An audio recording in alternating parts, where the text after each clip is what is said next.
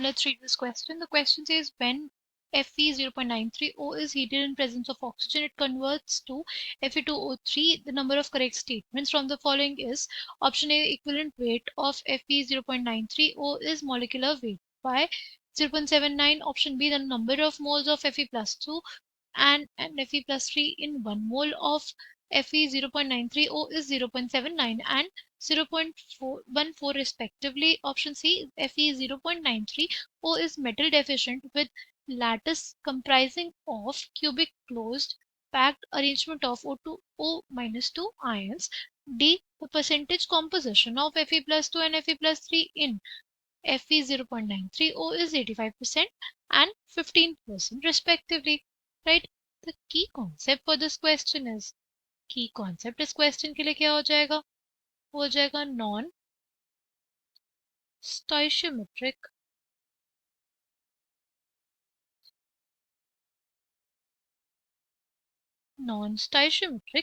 Defects. स्टोइशियोमेट्रिक defects कौन कौन से होते हैं? हमारे पास होता है मेटल एक्सिस डिफेक्ट, जिसमें हमारे पास क्या होता है? हमारे पास मेटल जो होते हैं वो ज्यादा होते हैं किससे?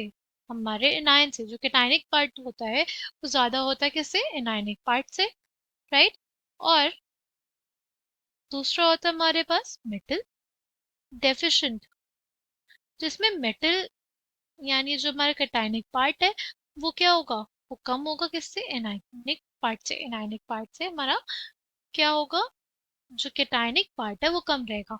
तो अगर हम लोग ध्यान से देखें तो ये जो कंपाउंड दिया हुआ है Fe0.93O, इसमें एक मोल ऑक्सीजन के लिए सिर्फ 0.93 Fe है. राइट. एक मोल ऑक्सीजन के लिए 0.93 मोल्स है Fe के. इस वजह से ही कि हमारे पास एक मेटल डेफिशिएंट डिफेक्ट तो है. यानी ऑप्शन सी जो है वो हमारा करेक्ट है. यानी स्टेटमेंट सी हमारा करेक्ट है कि मेटल डेफिशिएंट डिफेक्ट देखने को मिलता है. राइट. और इसमें क्या है? क्यूबिक क्लोज पैक्ड अरेंजमेंट है O-2 आयंस का. ठीक. नेक्स्ट अगर बात करते हैं, देखो, एक मोल ऑफ ऑक्सीजन है, या इसको हम लोग ऐसे ले ले, सपोज 100 एटम्स है ऑक्सीजन के, तो इसमें 93 एटम्स किसके होंगे? आयरन के. अब हमें ये फाइंड आउट करना है कि कितने Fe+2 के हैं और कितने Fe+3 के. तो देखो, कंपाउंड में क्या रहेगा? कंपाउंड में नंबर ऑफ जो टोटल पॉजिटिव चार्ज होगा वो टोटल नेगेटिव चार्ज के बराबर होगा. राइट. टोटल जो पॉजिटिव चार्ज होगा, total positive charge will be equals to total negative charge will be equals to total negative charge. ठीक है. अगर इसमें बात करें, हमारे पास क्या है? Fe+2 है और Fe+3 है. ठीक. अच्छा, अगर हम वो x मान लें कि x Fe+2 है, तो 93 माइनस x क्या हो जाएगा? Fe+3 हो जाएगा. ठीक. तो x into 2 plus 93 minus x into 3 कर देते हैं. इसके बराबर total negative charge. Negative charge total oxygen atoms कितने माने हमने? 100. और एक ऑक्सीजन पे कितना चार्ज होता है? -2 का. तो हम इसको न्यूमेरिकल वैल्यू लेंगे, 2 लेंगे. ठीक. क्या आ जाएगा? ये आ जाएगा 2x प्लस क्या आ जाएगा हमारे पास? 279 minus 3x is equals to 200. Right. 279 minus x is equals to 200 and x is equals to 79. x की वैल्यू कितनी आ जाएगी? 79. यानी Fe+2 के कितने एटम्स हैं? 79. और इसके 93 माइनस 79 यानी कितने? कि बेसिकली हमारे पास हो जाएंगे 14. कि बेसिकली कितने हो जाएंगे? हमारे पास 14 हो जाएंगे. अगर हमारे पास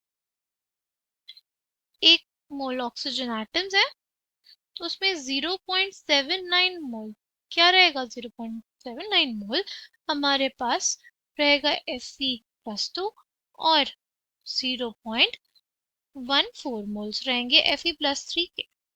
ठीक है, और परसेंटेज कॉम्पोजिशन निकालना है तो कैसे निकालेंगे, परसेंटेज कॉम्पोजिशन ऑफ Fe+2 क्या हो जाएगा, 79/93 इंटू 100 और परसेंटेज कॉम्पोजिशन ऑफ Fe+3 क्या हो जाएगा, 14/93 इंटू 100। परसेंटेज निकालेंगे कितना आएगा, 85% आ रहा है और ये हमारे पास 15% आ रहा है। Coming back to the question, अगर क्वेश्चन को ध्यान से देखो, परसेंटेज कॉम्पोजिशन ऑफ Fe+2 कितना है, 85% और Fe+3 कितना, 15%, यानी ये स्टेटमेंट भी करेक्ट है। फिर इसमें देखो number of moles of Fe+2 कितना 0.79 और Fe+3 कितना 0.14 रिस्पेक्टिवली। तो ये तीनों स्टेटमेंट्स हमने देख लिए कि करेक्ट है। अब अगर बात करते हैं इक्विवेलेंट वेट की, ठीक है, इसकी बात करते हैं। इक्विवेलेंट वेट का फॉर्मूला क्या होता है, इक्विवेलेंट वेट का फॉर्मूला हमारे पास होता है, इक्विवेलेंट वेट का फॉर्मूला हमारे पास होता है molecular weight, molecular weight by n factor. अब इस कंपाउंड के लिए एन फैक्टर कैसे देखेंगे, we have Fe 0.93O और किस में बदल रहा है, Fe2O3 में बदल रहा है। ठीक है, यहाँ पे देखिए आयरन की ऑक्सीडेशन स्टेट क्या है, +3 है। और यहाँ पे क्या थी, यहाँ पे कुछ एटम्स +2 में थे और कुछ +3 में। देखो +3 से +3 का तो चेंज नहीं हो रहा है, वो चेंज हम लोग देखेंगे नहीं। हम लोग वो चेंज देखेंगे जिसमें जितने नंबर ऑफ आयरन एटम्स किस में जा रहे हैं, +3 में, राइट। तो हमें पता है Fe+2 कितने हैं,